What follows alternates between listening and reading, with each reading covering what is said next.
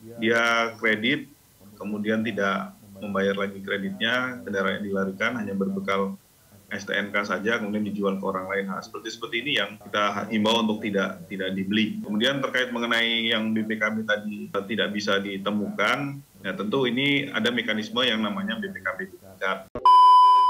Itu kecelakaan tunggal akibat jalan rusak, itu kita bisa menuntut negara karena kesalahan dari pemerintah, karena jalannya rusak. Apa itu benar juga gitu, karena saya pernah mendapat penjelasan dari orang hukum.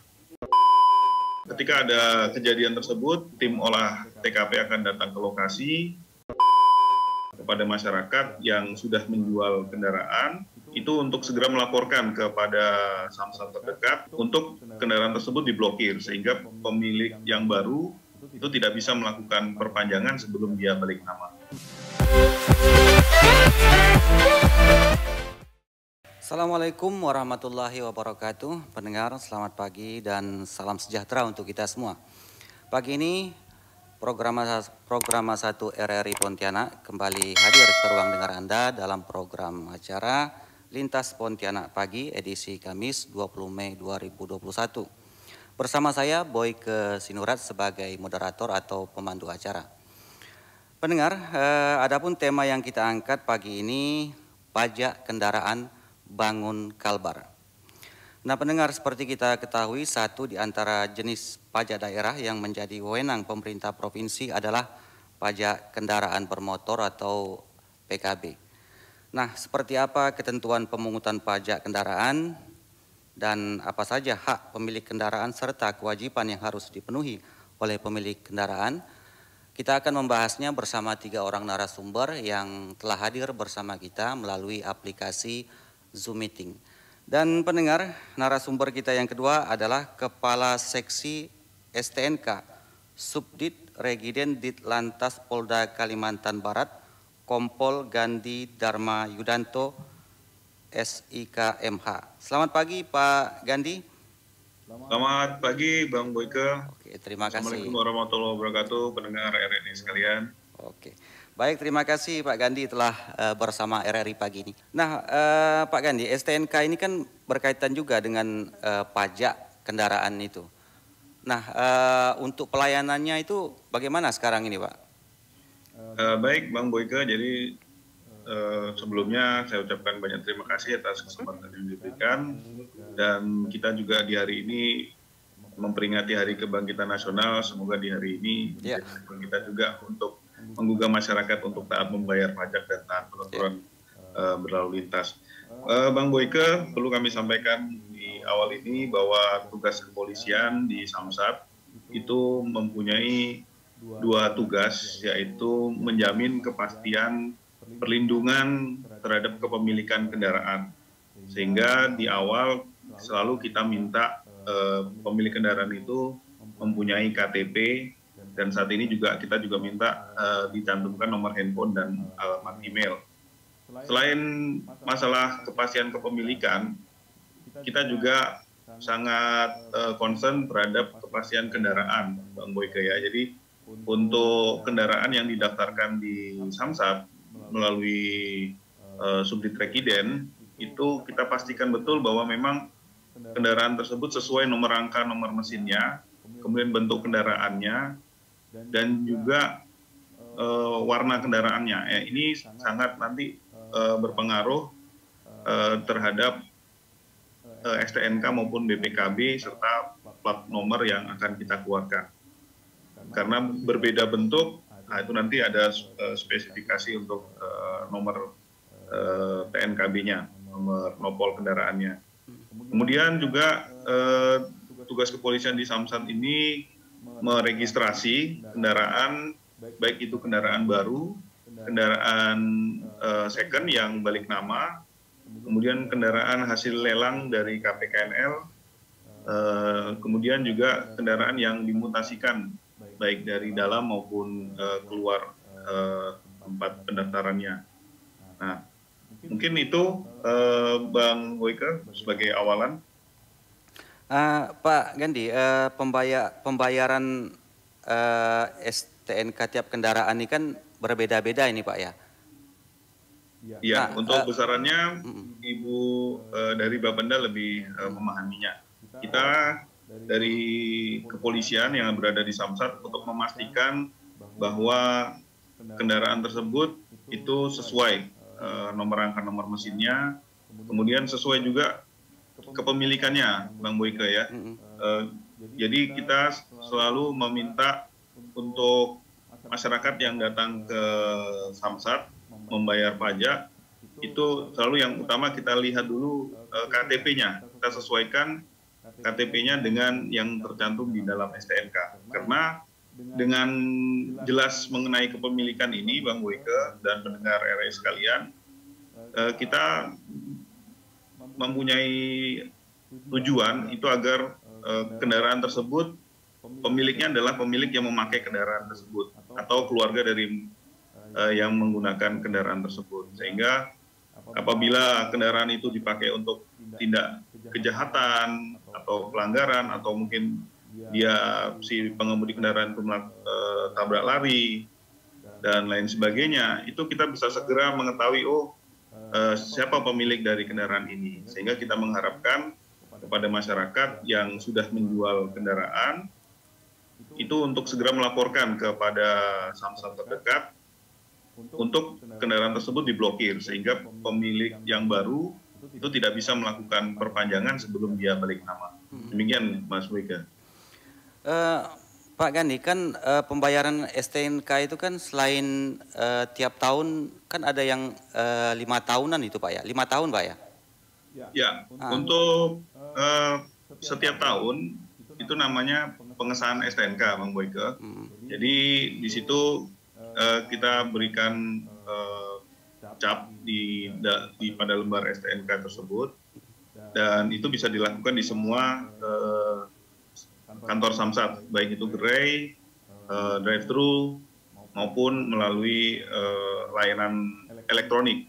Sedangkan untuk ganti STNK 5 tahunan itu harus menghadirkan kendaraan tersebut ke Samsat induk.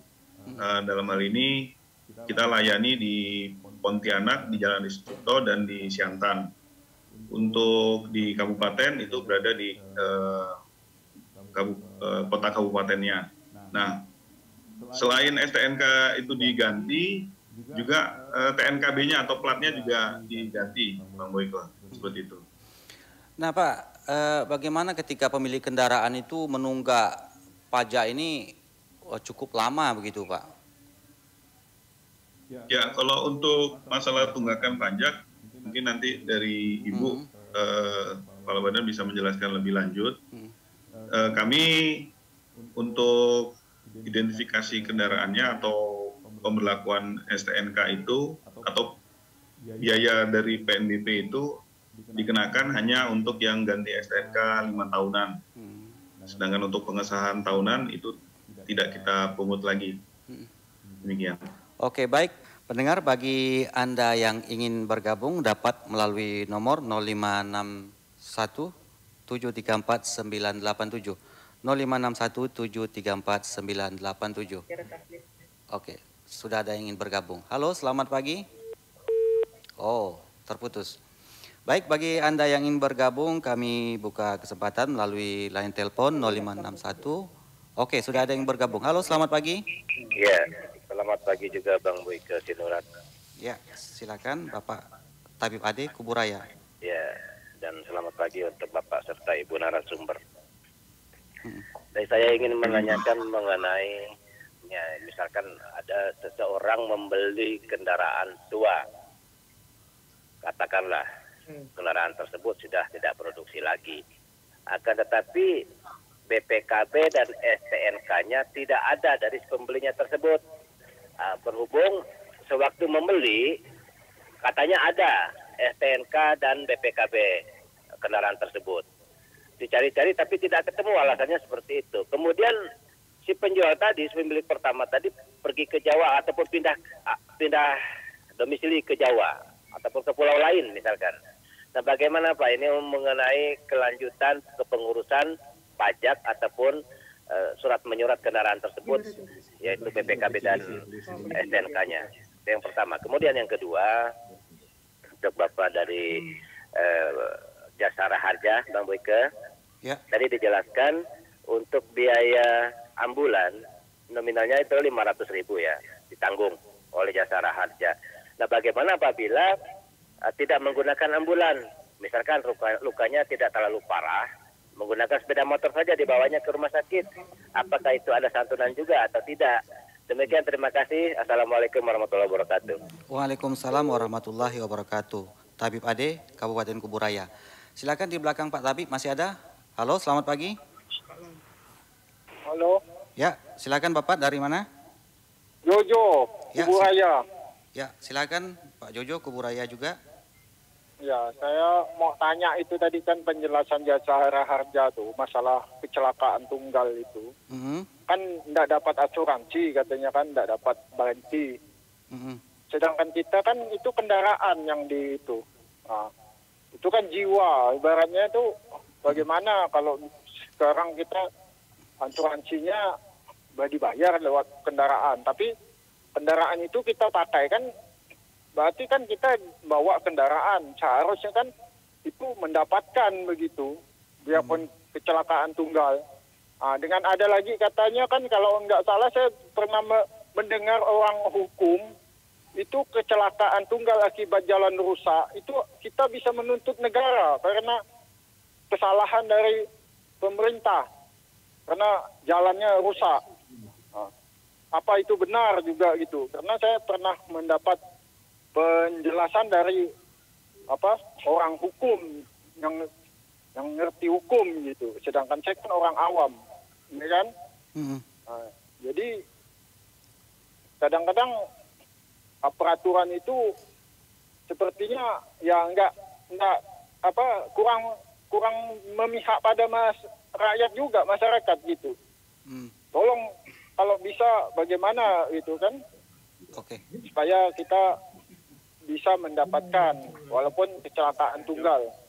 Sebenarnya banyak yang saya mau pertanyakan, hanya itu aja dulu. Terima kasih Mas Pagi. Oke, baik, terima kasih Pak Jojo, Kabupaten Kuburaya. 2 penelpon dari Kuburaya. Kita stop dulu 2 penelpon. Kita langsung ke Pak Gandhi. Soal ini Pak, membeli kendaraan tua itu, tapi surat menyurat tidak ada. Silakan Pak Gandhi.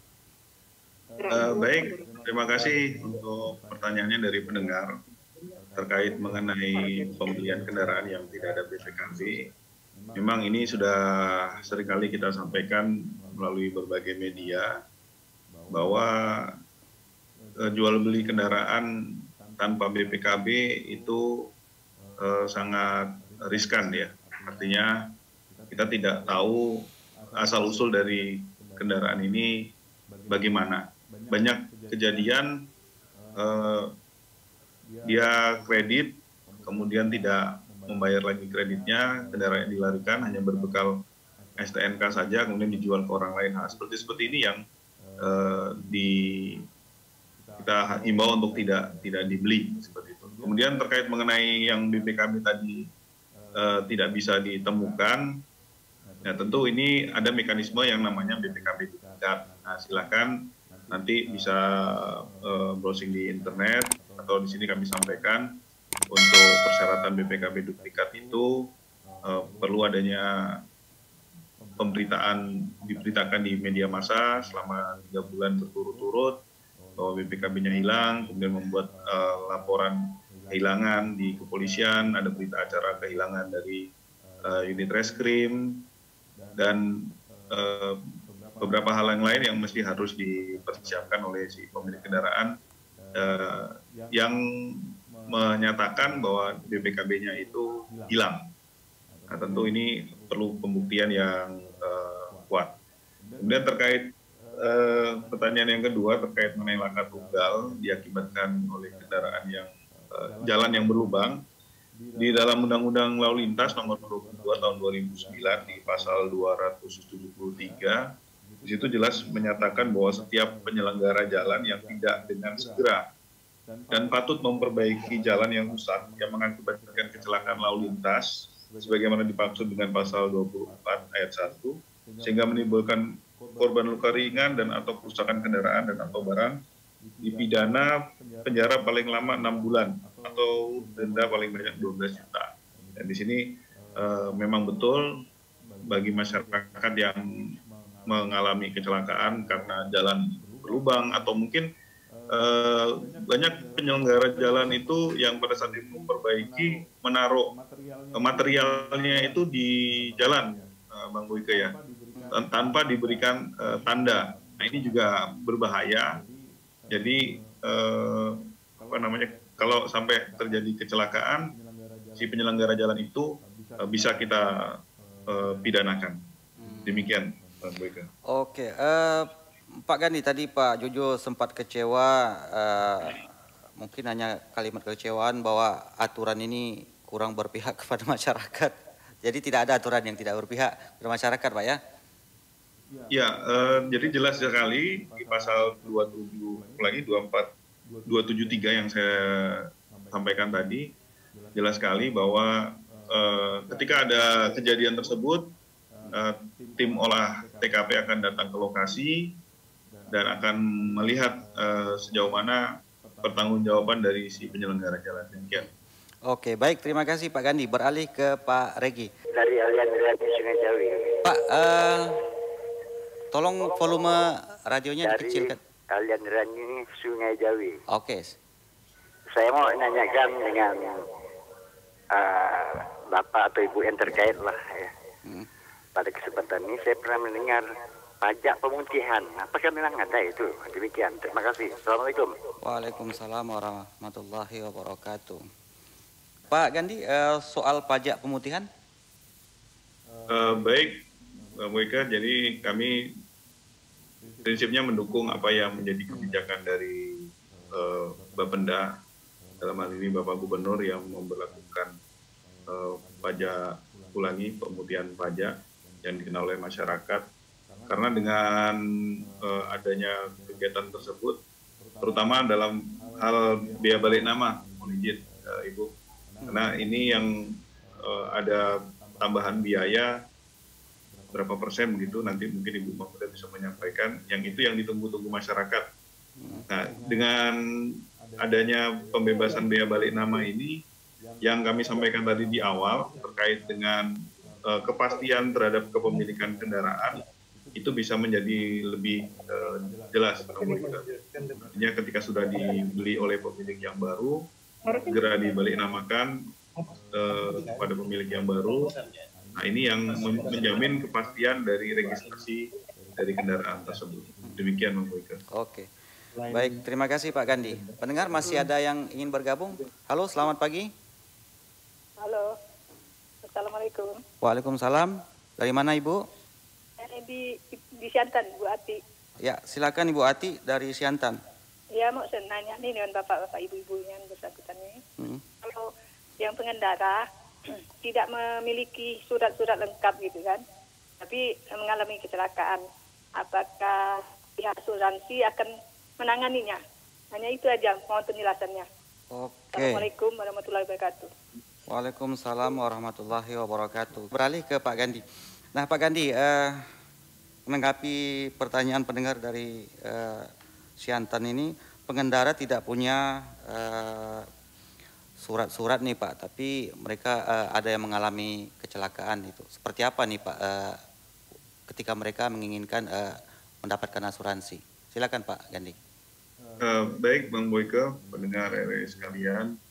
Jadi tentu kecelakaan lalu lintas ini adalah hal yang tidak kita inginkan bersama, bahwa di situ generasi muda kita menjadi korban, baik itu meninggal dunia maupun cacat tetap, yang ini tentu akan mempengaruhi dari kualitas generasi muda kita ke depannya.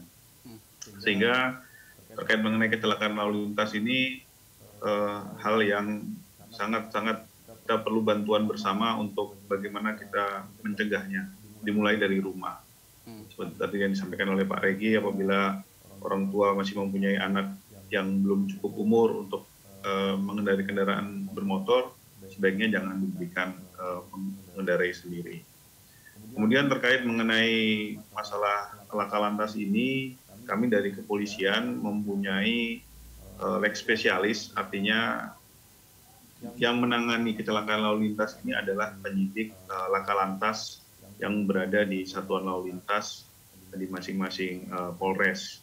Kami di tingkat Polda itu sebagai pembina fungsi lalu lintas bersifat asistensi saja, sehingga di Polres-Polres inilah yang nanti penyidik-penyidik laka lantas yang akan datang ke TKP melihat bagaimana kronologis kejadian pada saat kecelakaan itu terjadi. Nah, di sini menjadi penting, Bang Boyke, karena banyak juga pernah kejadian yang kami terima pada saat kami berada di Ngabang, pada saat itu Kepala Polantas di Ngabang, ada kejadian yang dia melapor bahwa itu kecelakaan lalu lintas datang ke kita. Ternyata setelah kita cek ke lokasi, itu tidak pernah ada kejadian laka lantas di tempat tersebut. Sehingga setelah kita desak lagi, ternyata baru mengaku bahwa dia itu jatuh dari pohon misalnya sehingga kakinya patah. Nah, hal-hal seperti ini yang kita dari pihak kepolisian ini harus jeli melihat kejadian kecelakaan lalu lintas ini memang betul atau tidak. Karena ini fakta terjadi, Bang Boyke. Jadi kecelakaan lalu lintas ini karena tahu, mohon maaf Pak Regi, karena tahu ada santunan sebesar yang meninggal dunia 50 juta, yang luka-luka 25 juta dan seterusnya. Ini dimanfaatkan oleh orang untuk mengambil klaim itu, padahal itu bukan kecelakaan lalu lintas. Sehingga kami sangat berhati-hati sekali karena laporan polisi kecelakaan lalu lintas yang kami keluarkan itulah yang menjadi dasar dari pihak Jasara Harja itu mengeluarkan santunan. Demikian, Bang Boyke. Oke, baik. Terima kasih, Pak Gandhi. Oke, baik Ibu Mahmuda, Pak Gandhi, serta Pak Regi. Tanpa terasa kita telah sampai di penghujung acara. Sekali lagi saya ucapkan terima kasih telah menjadi narasumber RRI pagi ini dalam dialog interaktif Lintas Pontianak pagi. Dan saya ucapkan juga kepada para pendengar yang telah berpartisipasi dalam acara pagi ini. Pendengar, demikianlah dialog interaktif Lintas Pontianak pagi yang membahas siapkan pajak kendaraan bangun Kalbar bersama 3 narasumber, yaitu Kepala Badan Pendapatan Daerah Bapenda Provinsi Kalimantan Barat Dr. Anda Mahmuda MM, kemudian Kepala Seksi STNK Subdit Regiden Ditlantas Polda Kalimantan Barat Kompol Gandhi Dharma Yudanto SIKMH, serta Kepala Cabang PT Jasara Harja Kalimantan Barat Regi S. Wijaya. Saya Boyke Sinurat pamit undur diri, terima kasih dan Assalamualaikum warahmatullahi wabarakatuh. Waalaikumsalam warahmatullahi wabarakatuh. Terima kasih Pak Boy.